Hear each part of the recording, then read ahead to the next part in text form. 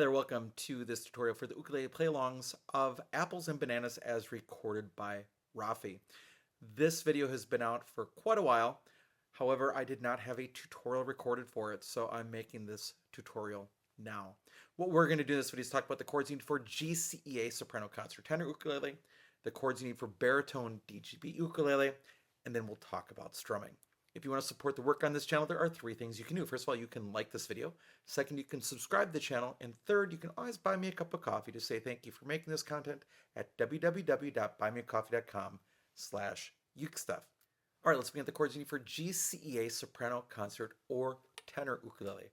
First of all, you'll need the F chord, and then you'll need the C7 chord.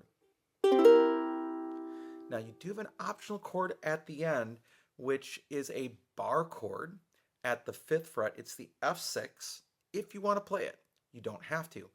First finger goes across all 4 strings at the 5th fret. Usually you'll have a dot of some kind there, sometimes on the side of your ukulele, but usually on the front. Sometimes not, but usually.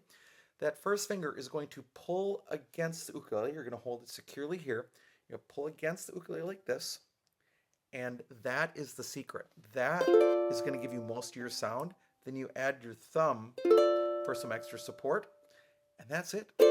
By the way, this is a great warm-up. This is something I do with my students. We play at the 5th fret, then down to the 4th fret, the 3rd fret, the 2nd fret, the 1st fret, the 2nd fret, the 3rd fret, the 4th fret, and the 5th fret.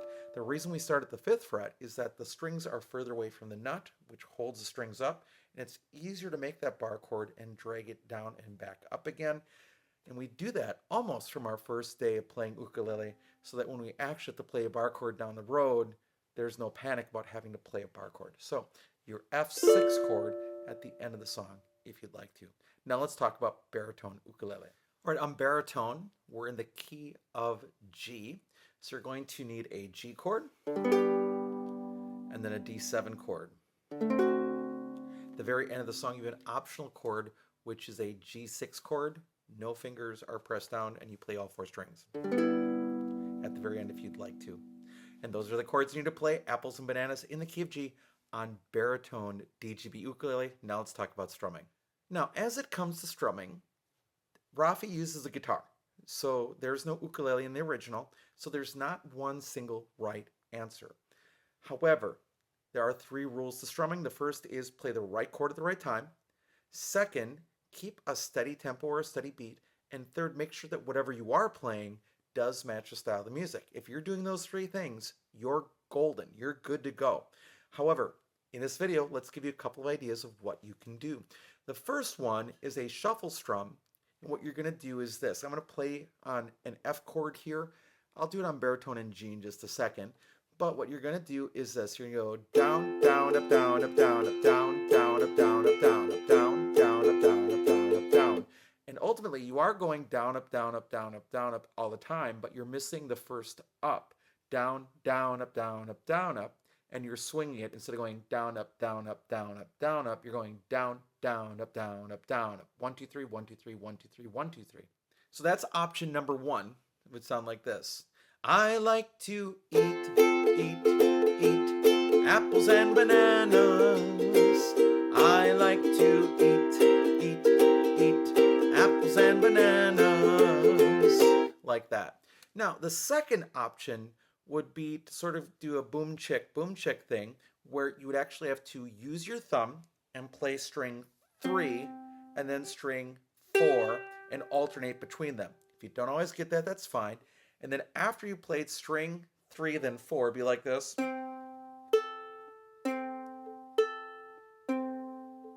What you do is you do a down strum with either 1 finger or all 4 fingers on beats 2 and 4. So it sounds something like this. I like to eat apples and bananas. I like to eat apples and bananas. I like to oat. Sometimes I miss it there. That's okay. But I'm alternating between 3 and 4.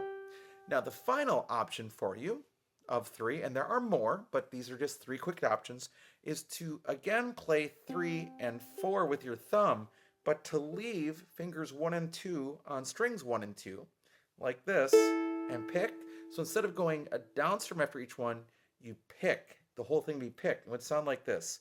I like to eat apples and bananas.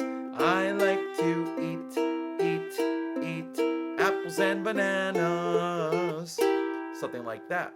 Now, let me switch to baritone, and we'll go over those 3 strums there as well. All right, on baritone, the first option, again, is down, down, up, down, up, down, up. Here we go. It sounds like this. I like to eat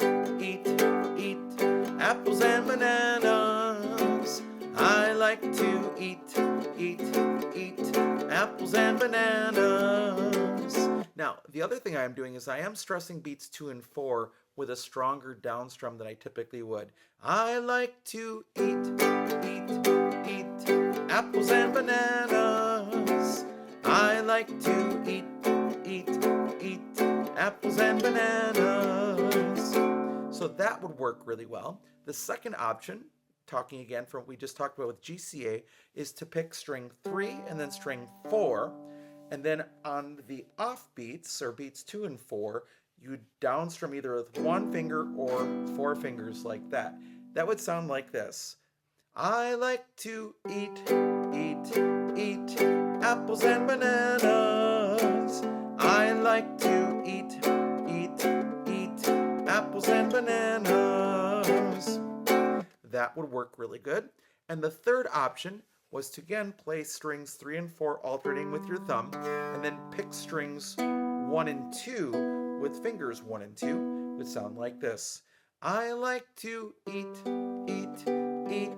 apples and bananas. I like to eat apples and bananas. Now, which one of those is right? The answer is all of them. It doesn't really matter as long as you play the right chord at the right time, that you keep a steady tempo, and if you're playing along with the video, that you're matching that tempo, and third, that whatever you play matches the style of music. All 3 of those will be fine, and guess what? You may have something else that works, and that's okay to use too. So thank you for joining me for this tutorial about how to play Apples and Bananas as recorded by Raffi on GCEA and DGBE Ukulele. I hope you're having a great day, and I'll be back soon with some more Uke stuff for you.